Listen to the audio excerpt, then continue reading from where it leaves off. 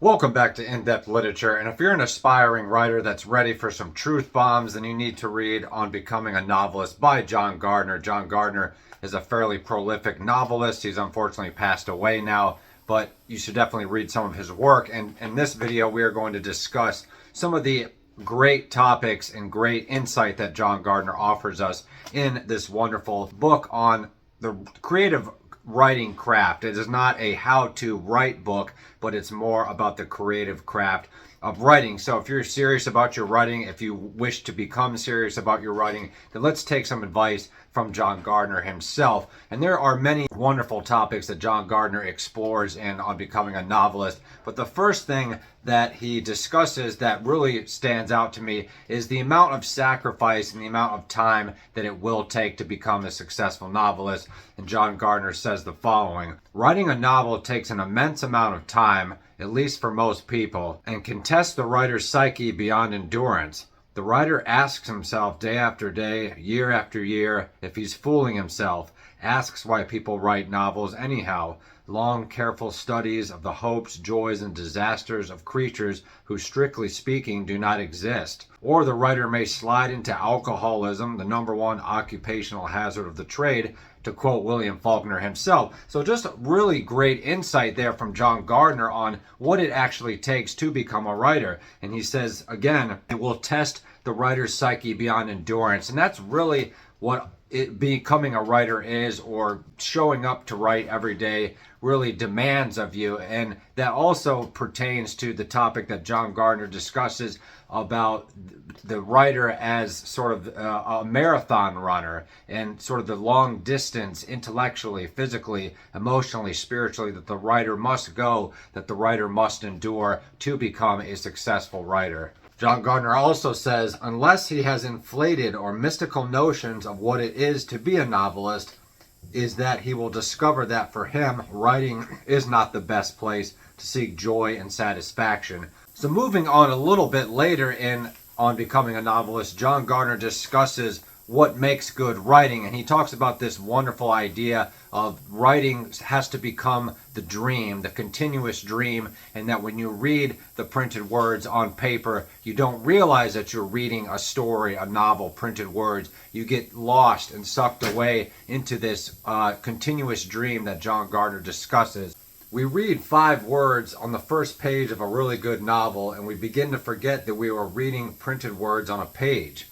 We begin to see images: a dog hunting through garbage cans, a plane circling above an Alaskan mountain, an old lady licking her napkin at a party. Slip into a dream, forgetting the room we're sitting in. And continuous dream the writer worked out in his mind, revising and revising until he got it right and captured in language, so that other human beings, whether they feel like it, may open his book and dream that dream again.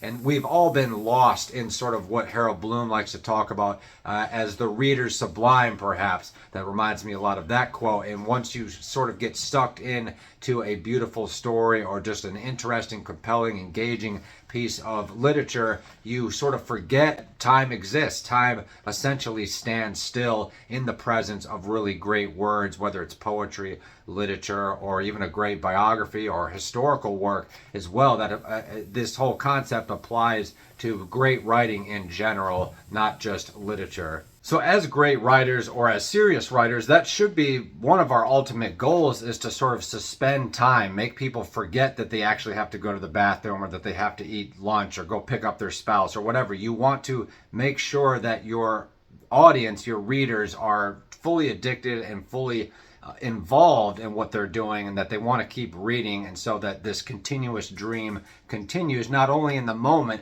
but that when they go to sleep, or that when they're talking to their friends, or that when they're watching things, they're always going back into their mind about the wonderful books that they're reading. And right now we're currently reading tons of great books, one of them being House of the Dead by Dostoevsky, which really puts you in this continuous dream. It really immerses you in the scene of this Siberian prison camp that Dostoevsky is exploring in that wonderful work. And that's only one of many books that takes a certain topic or a certain atmosphere and really forces the reader to exist with the author within it. Going back to the topic of the creative process, we're jumping around a little bit here, but this is a great quote. It says, "No human activity I know of takes more time than writing. It's highly unusual for anyone to become a successful writer if he could not put in several hours a day at his typewriter. Even for a successful professional, it can take a while to get into the mood. For writing, it takes hours to get a few good pages of a rough draft, and many, many hours to revise them until they will bear repeated readings. Because his art is such a difficult one, the writer is not likely to advance in the world as visibly as do his neighbors. While his best friends from high school or college are becoming junior partners in prestigious law firms or opening their own mortuaries, the writer may be still sweating out his first novel." And that is so true. We hear the stories about Charles Bukowski and Jack Kerouac, laboring over their novels, well into their middle age. Hell, Bukowski was, in his 50s when he became successful. We hear the stories of Leo Tolstoy, agonizing and suffering over his novel Anna Karenina, for example, and that he just wanted to be done with the darn thing. And that is the thing about writing, is that it's such a gamble success, but you want to be positive and you want to have these self-fulfilling mantras that you will find readers, yes, you will be successful, but really you have to suspend all of that excitement, and you have to immerse yourself in the creative process of the actual writing, no matter how depressing and dull and sometimes tedious it can be. But John Gardner obviously has kind of a dry sense of humor when he talks about other people working at mortuaries. So just something to be aware of when you're reading John Gardner, whether it's his non-fiction work or his fiction work. He does have sort of a dark sense of humor. Hell, he wrote a whole novel about Grendel from a book, from the villain's point of view, from the Beowulf saga. So that gives you a little insight onto what John Gardner is all about. Now, another interesting thing that John Gardner introduces to us is the fact that as writers, as novelists, this could apply to, like I said, all kinds of forms of writing, but particularly in the novel, when you're writing this really long, continuous dream of many characters, many feelings, many different time changes, sometimes interweaving plots, the writer tends to reach a point where he is blocked and he sort of becomes lost. He sort of is questioning his motives, and we're going to quote John Gardner here. "He may work for weeks, even months, without losing his focus and falling into confusion, but sooner or later, at least in my experience, the writer comes to the realization that he's lost.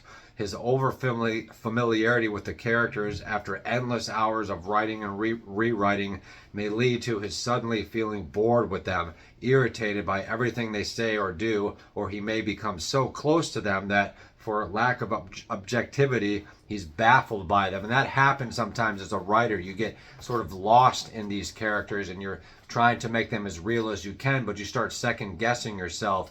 And when you get to that point where you're lost, it's always good to sort of step away, right? Take a break, maybe get somebody else to read it, work on something else. But that is something that you have encountered as a writer. Most likely you've been at that point where you're just creatively blocked. You're questioning the motives of the characters, you're questioning your own motives, and how are you going to get this continuous dream to really come alive? And that is the struggle of every writer.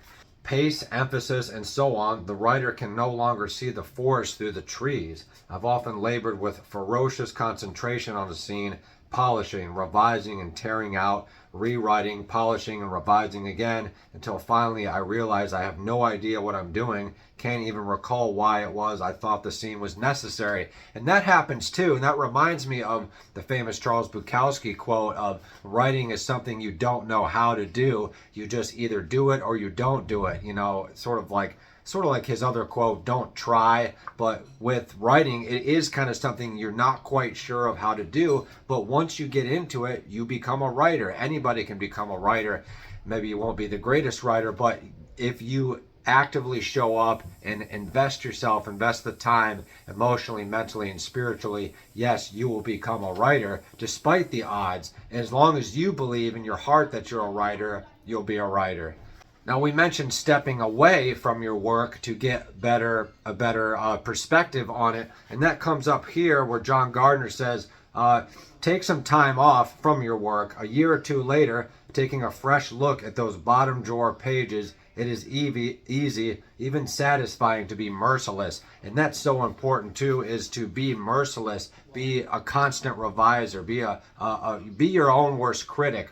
Don't beat yourself up over it, but always strive for the best version of your writing, the best revision, the best polished version of your writing possible. Now, some interesting idiosyncrasies of the writing process comes up too, and John Gardner suggests to us that it's good to be by yourself as a writer, and every writer knows you can't concentrate if you've got the TV blaring, or if you got somebody yelling across the room, or the dog is barking. Sometimes you can use headphones in modern times. That's one of the great things we have nowadays, is the ability to immerse ourselves with headphones or whatever in the writing world. But John Gardner offers some really interesting insight here. He says, I myself could not write with people around me. I need solitude, both for concentration and for the freedom to go through without embarrassment the kind of gesturing, wincing, and mumbling I often need to get a scene right. And that's so true, whether it's writing or sometimes making my YouTube videos. You know, I'm so immersed in this, and I'm my own worst critic, that the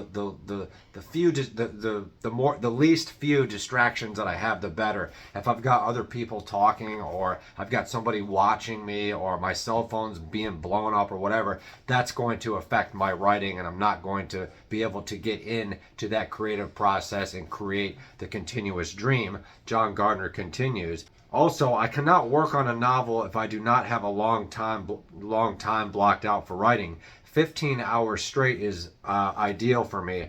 Trying to nickel and dime your way through a 500-page novel can drive you crazy. And unfortunately, that's what most writers have to do. You know, we don't have 15 or even 8 hours or even 6 hours a day to write. We have to sort of nickel and dime and sort of squeegee our way into writing a novel, but that forces you to take things slow, so it's not all bad.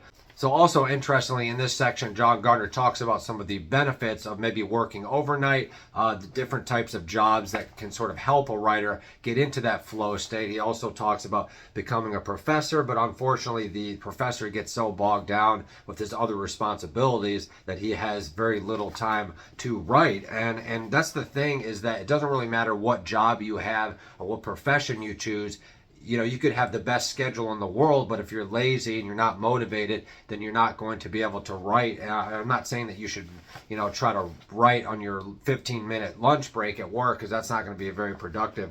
But yes, you can write on your lunch breaks. You can get up earlier. You know, you can stay up a little bit later. You can maybe cut out your favorite TV show. You know, you can make adjustments in your life to make more time for writing. And if you're not doing that, then you're just probably not that serious about writing. It's sort of like reading too. People say, oh, I don't have time to read, but they're just not making the time. And yes, everyone's very busy in the modern times that we live in, but you have to make that time to write and to revise as well. Now, one final thing I wanted to discuss in the John Gardner book. This book is very dense. There's a lot of different topics in here. He rambles a lot, but it is a very engaging, relatable, and inspiring, I was going to say factosis.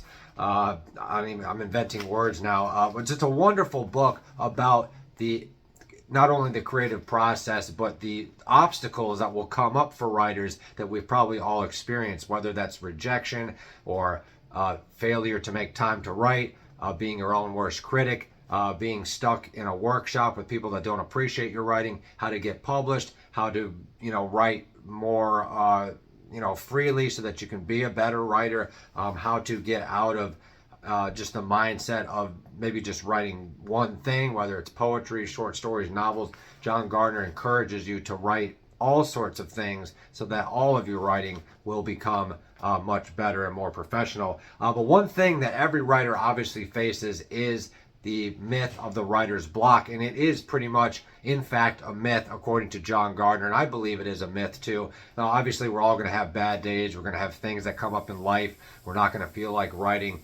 Maybe we feel like every idea has been done, but that's such a cop-out, and it's a self-fulfilling prophecy not to really get into that writer's mode and really come up with something or use something from your own life to get through that writer's block. And John Gardner states here, if children can build sandcastles without getting sandcastle blocked, and if ministers can pray over the sick without getting holiness blocked, the writer who enjoys his work and takes measured pride in it should never be troubled by writer's block. But alas, nothing is simple. The very qualities that make one a writer in the first place contribute to block: hypersensitivity, stubbornness, insatiability, and so on. Given the general oddity of writers, no wonder there are no sure cures. Writer's block comes from the feeling that one is doing the wrong thing or doing the right thing badly. Fiction written for the wrong reason may fail to satisfy the motive behind it and thus may block the writer. And as I've said, but there is no wrong motive for writing fiction. So just a really good little jump start into how to get over the creative block or writer's block, if that's a thing. Now, every creative endeavor, whether it's painting, drawing, musician, writing, hell, making YouTube videos, we're all going to go through little peaks and valleys where we feel inspired, we feel like we're doing our best work, and other times it's just not the case. But if you just throw your hands up and say, oh, I'm just going to wait and hang out on the beach till I become inspired, then you're not going to be able to create anything lasting, because your creative process is going to be so all over the place. A little bit of insight for me on my novel writing process. We are currently in the 5th draft now of editing, very, very diligent editing, adding footnotes, changing names, doing that sort of thing. But I'm constantly writing and sort of more so revising, but also they're both sort of interchangeable. Revising and rewriting, editing and writing again is all sort of a continuous process. But the process of writing has no destination. It's not like you get on a train and you can foresee where you're going to get off and you get off at that stop. The writing process is always changing, always evolving, and it will always consume many aspects of your life. You know, you do have to block out that time to be a writer, but you have to write for not, 10, 15 hours a day like John Gardner. No, you can write for an hour a day if that's all you have. And yes, you can still be a writer if you're only writing an hour in a day, but you have to be consistent. You have to make that hour the most productive and the most meaningful, creative, and efficient writing hour that you possibly can. And obviously, hopefully, you're going to have more time than just an hour. But before we start rambling, I did hope you guys enjoyed this little exploration on writing by John Gardner. We've read this 2 or 3 times over the years, and I did want to finally get a YouTube video made about it. So make sure you guys check out the work of John Gardner. I don't see a lot of YouTubers talking about John Gardner, but like I said, we have covered on writing, and we actually just finished Grendel, and we're going to be talking about Grendel, his John Gardner's novel Grendel, when we do the Beowulf lecture. So I hope you guys can look forward to that. Let me know how your writing and your reading is going in the comment section. Make sure you guys check out all the playlists that we've curated for you. And make sure you guys follow me on Instagram at Andrew Marlowe Artist Official. And we'll talk to everybody real soon. Happy reading.